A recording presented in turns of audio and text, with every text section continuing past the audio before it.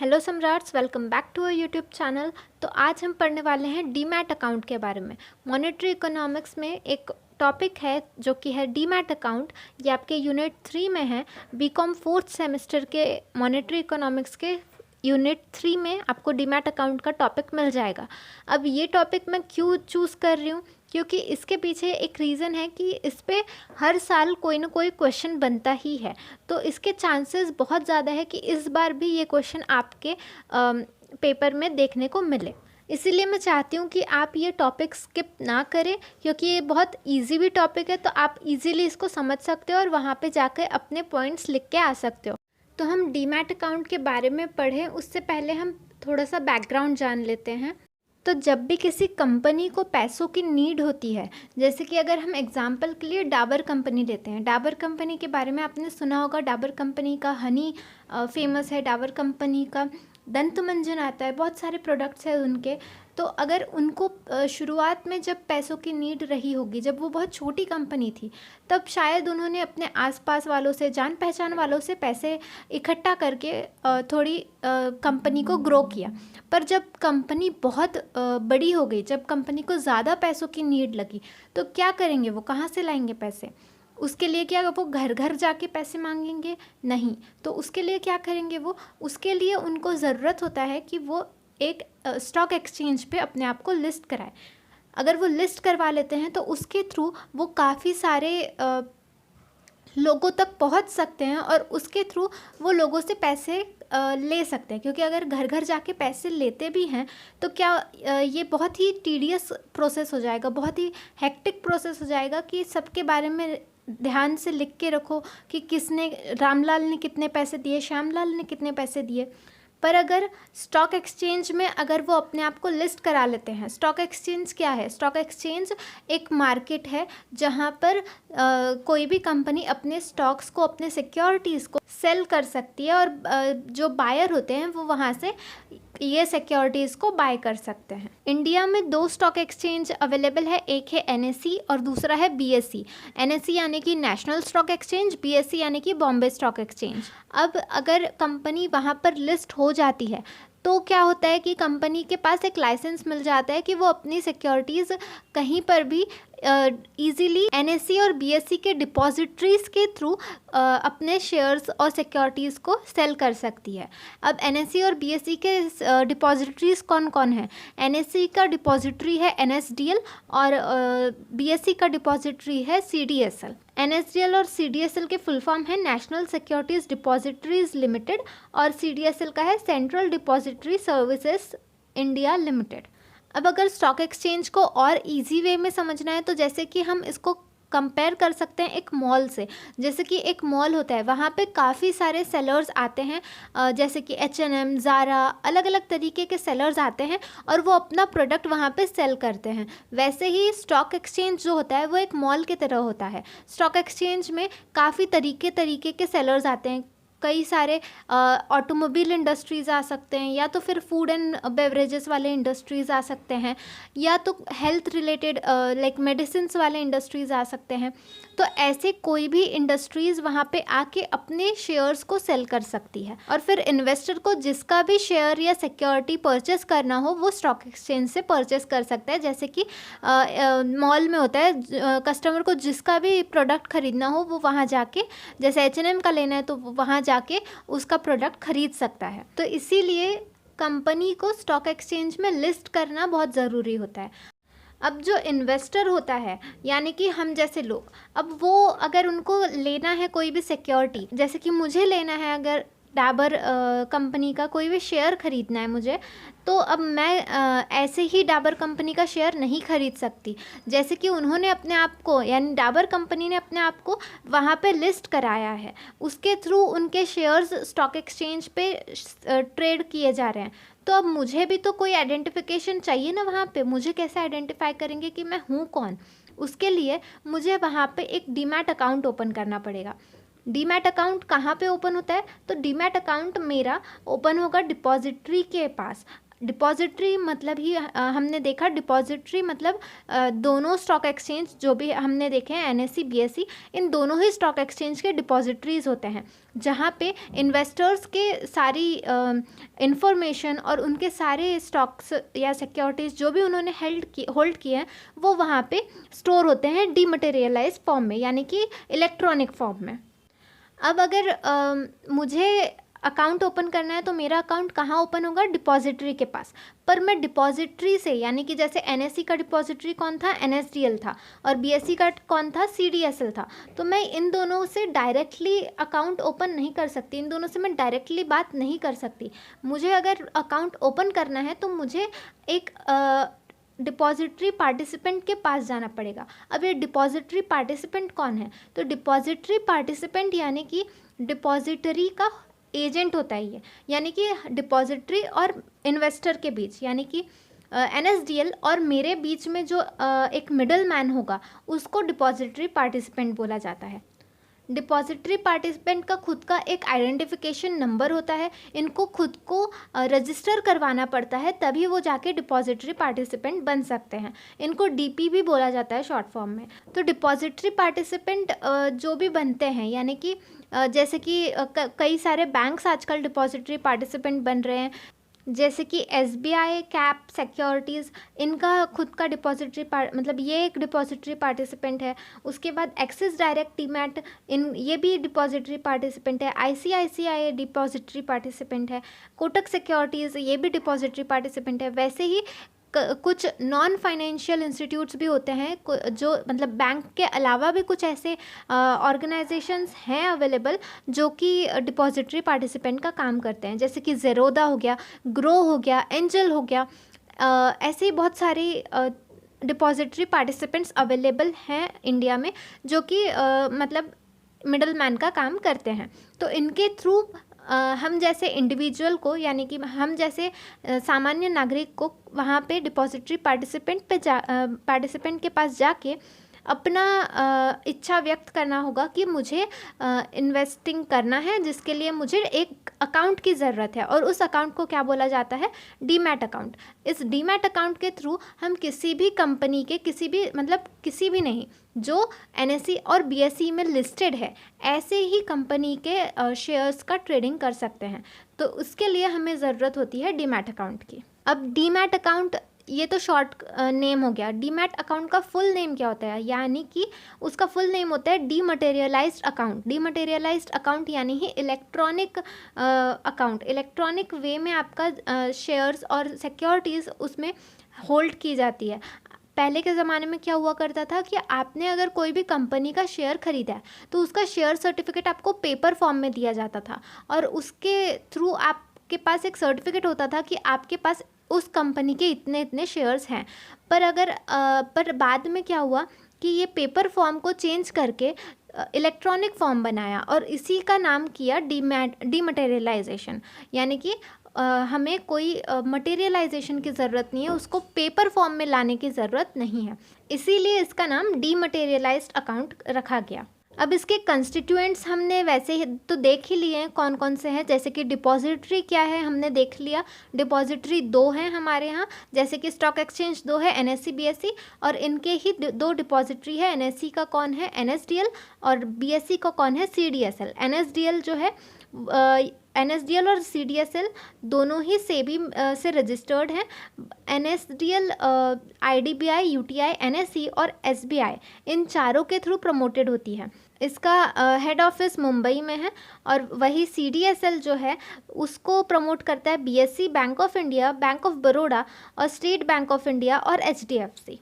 इसका भी head office Mumbai में है। फिर सेकेंड कंस्टिट्यूएंट है डिपॉजिटरी सिस्टम में डिपॉजिटरी पार्टिसिपेंट, जो कि हमने देख लिया। डिपॉजिटरी पार्टिसिपेंट मतलब कौन? एक मिडल मैन जो डिपॉजिटरी और इन्वेस्टर यानी कि हमारे और एनएसडीएल सीडीएसएल के बीच में एक मिडल मैन का काम करता है।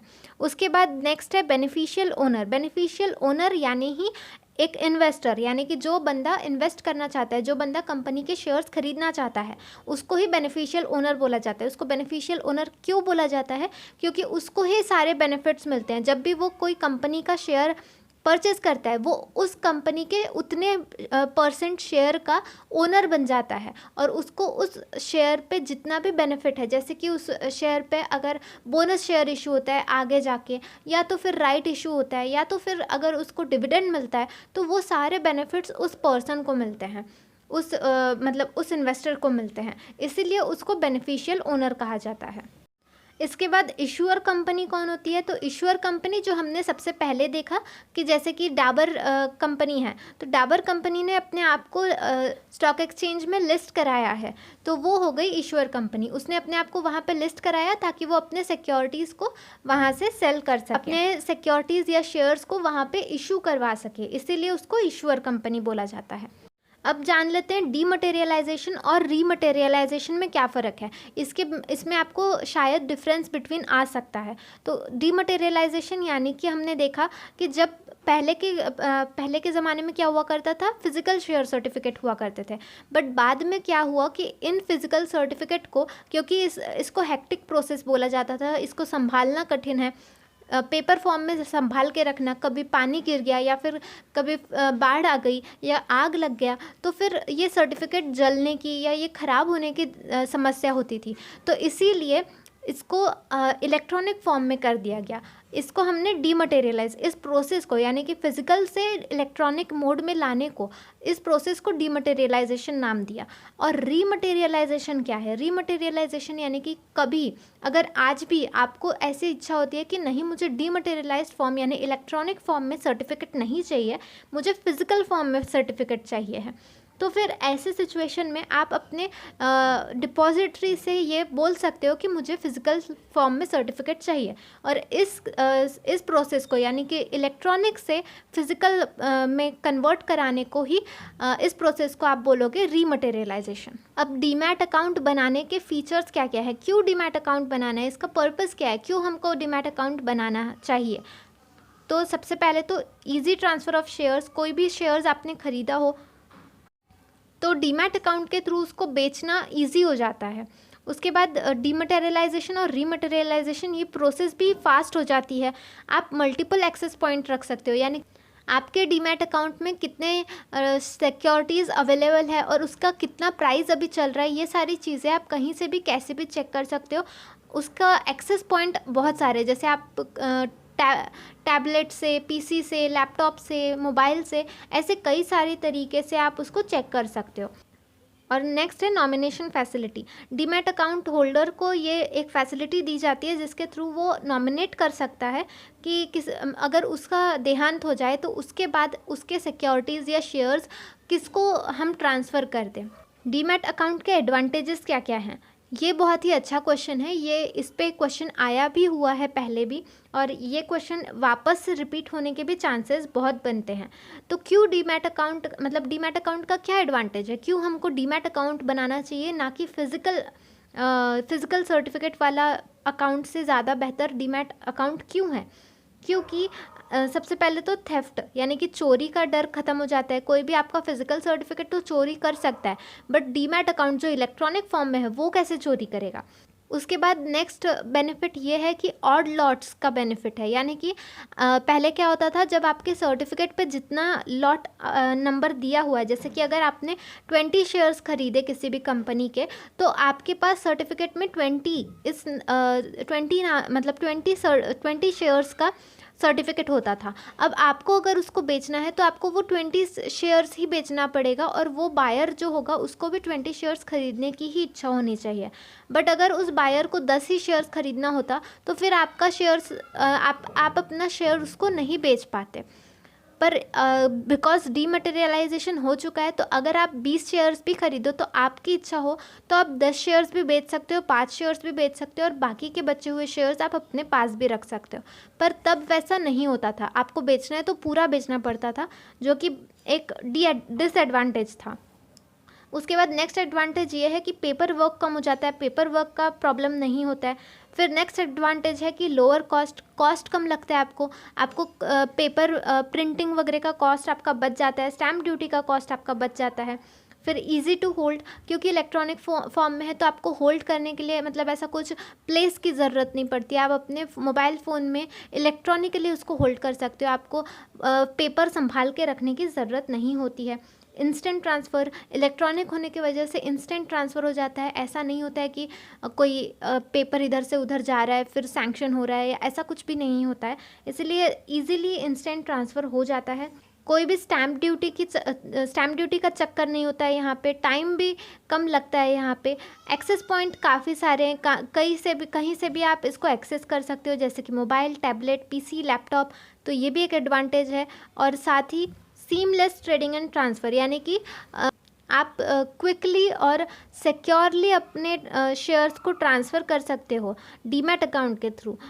आपको फिज़िकल सर्टिफिकेट्स आपको ट्रांसपोर्ट करना पड़ता था, यानी कि एक पर्सन से दूसरे पर्सन के पास अपने सर्टिफिकेट को ट्रांसपोर्ट करवाना पड़ता था, उसके पास आपका सर्टिफिकेट जाना चाहिए।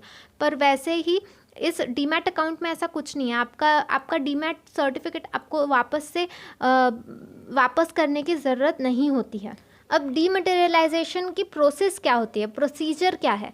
अब समझो अगर कोई ऐसा बंदा है जिसके पास फिज़िकल सर्टिफिकेट है और वो चाहता है कि वो अपने फिज़िकल सर्टिफिकेट को डीमटेरियलाइज फॉर्म में कन्वर्ट करवा ले।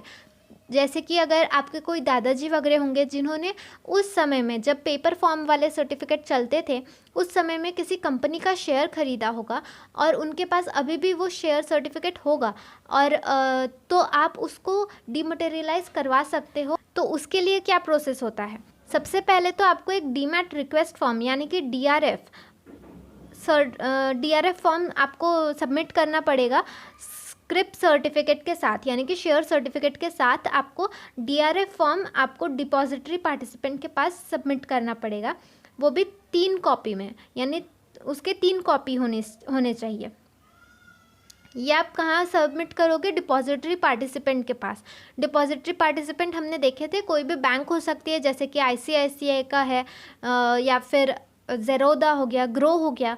यहाँ पे आपको अपना शेयर सर्टिफिकेट और साथ ही में डीआरएफ फॉर्म जिसके 3 कॉपीज़ होने चाहिए ओरिजिनल के साथ साथ, और 2 कॉपीज़ आपको सबमिट करने पड़ेंगे डिपॉजिटरी पार्टिसिपेंट के पास। अब ये डिपॉजिटरी पार्टिसिपेंट क्या करेंगे, आपका जो डीआरएफ होगा उसको वेरीफाई करेंगे, उन डॉक्यूमेंट्स को वेरीफाई करेंगे और उसके बाद ये आपकी जो थर्ड कॉपी होगी वो आपको मतलब इन्वेस्टर को दे देंगे और आपके शेयर सर्टिफिकेट पे एक क्रॉस का मार्क लगा देंगे, जिसका मतलब हो जाएगा सरेंडर्ड फॉर डीमैट, यानी कि डीमैट के लिए सरेंडर कर दिया गया है ये सर्टिफिकेट। और उसके बाद ओरिजिनल कॉपी जो होगी डीआरएफ की उसको डिपॉजिटरी पार्टिसिपेंट कंपनी के रजिस्ट्रार के पास भेज देगा। जैसे कि डाबर का अगर होगा तो डाबर के पास भेज देगा, डाबर कंपनी के पास original DRF form with share certificate भेज देगा। उसके बाद जो सेकंड कॉपी है डीआरएफ की, थर्ड कॉपी तो आपको दे दी थी, इन्वेस्टर को दे दी थी, और जो सेकंड कॉपी बची है वो देंगे डिपॉजिटरी को, मतलब डिपॉजिटरी पार्टिसिपेंट डीपी डिपॉजिटरी को देगा। अब डिपॉजिटरी सारी चीज़ें चेक करेगा और लेटर भेजेगा कंपनी के रजिस्ट्रार को कि उनके पास डीआरएफ उनके पास पहुंच चुका है। और जब डिपॉजिटरी से ये कंफर्मेशन आ जाता है कंपनी के पास, तो फिर कंपनी का जो भी सेक्रेटरी होगा ये सारी चीज़ें चेक करके उसका डीमटेरियलाइजेशन अप्रूव कर देगा और क्लाइंट को एक क्लाइंट आईडी देगा जो कि एक यूनिक आईडी होगी। जब सेक्रेटरी अपडेट कर देगा अपने कंपनी के रिकॉर्ड्स को और कंफर्मेशन दे देगा डिपॉजिटरी को, तो उसके बाद या तो कंपनी खुद डिपॉजिटरी को डायरेक्टली कंफर्मेशन दे सकती है डीमटेरियलाइजेशन का, या तो फिर वो डिपॉजिटरी पार्टिसिपेंट के थ्रू भी डिपॉजिटरी के पास कंफर्मेशन भेज सकती है। जब ये कंफर्मेशन आ जाता है डिपॉजिटरी के पास तो डिपॉजिटरी पार्टिसिपेंट को ये इन्फॉर्म कर देगी कि डीमटेरियलाइजेशन प्रोसेस हो चुका है और हमने इन्वेस्टर के नाम पे जो भी शेयर्स थे उनको डीमटेरियलाइज्ड फॉर्म में होल्ड कर लिया है। और उसके बाद डिपॉजिटरी पार्टिसिपेंट इन्वेस्टर को ये इंफॉर्मेशन प्रोवाइड करवा देगा। पर समझो अगर आपके पास कोई सर्टिफिकेट है ही नहीं फिजिकल फॉर्म में, आपको डायरेक्टली अभी न्यू डीमटेरियलाइज्ड अकाउंट ओपन करना है, जैसे कि आप हो गया या मैं हो गई, जिनके पास पहले से कोई physical certificate, physical share certificate नहीं है, उनको अभी न्यू ओपन करना है डीमटेरियलाइज्ड अकाउंट। तो वो कैसे बनाएंगे? तो अगर उनको डीमैट अकाउंट बनाना है तो वो क्या करेंगे, डिपॉजिटरी पार्टिसिपेंट के पास जाएंगे, उनके पास ओपनिंग वाला फॉर्म होता है तो वो फिल करके डिपॉजिटरी पार्टिसिपेंट को वो दे देंगे, और डिपॉजिटरी पार्टिसिपेंट उनको एक डीपी क्लाइंट एग्रीमेंट देगा जिस पे आपको साइन करना पड़ेगा। इस डीपी क्लाइंट एग्रीमेंट में क्या दिया होता है, इस डीपी क्लाइंट एग्रीमेंट में डीपी की राइट एंड ड्यूटीज़ दी होती है, और साथ ही इन्वेस्टर की यानी कि क्लाइंट्स की यानी हमारी ड्यूटीज़ और राइट्स दिए होते हैं। ये आपको पढ़ के साइन करना है, और उसके बाद डीपी जो होता है यानी डिपॉजिटरी पार्टिसिपेंट आपको एक unique identification client ID provide करता है। और इन सब के साथ जब आप फॉर्म भरने जाते हो तो आपको passport size photo, proof of residence, proof of identity और पैन कार्ड, ये सारी चीज़ें लगती हैं। इसके बाद आपका डीमैट अकाउंट ओपन हो जाता है, और आप किसी भी कंपनी के जो लिस्टेड है स्टॉक एक्सचेंज पे, उसके आप ट्रेडिंग कर सकते हो। तो अगर आपको ये वीडियो हेल्पफुल लगा हो तो वीडियो को लाइक ज़रूर करें, अपने दोस्तों के साथ इसे ज़रूर शेयर करें, और कमेंट्स में अपनी राय मुझे ज़रूर पहुंचाएं। ऐसे ही वीडियोस देखने के लिए इस चैनल को, बीकॉम सम्राट चैनल को सब्सक्राइब करना ना भूलें। Thank you so much.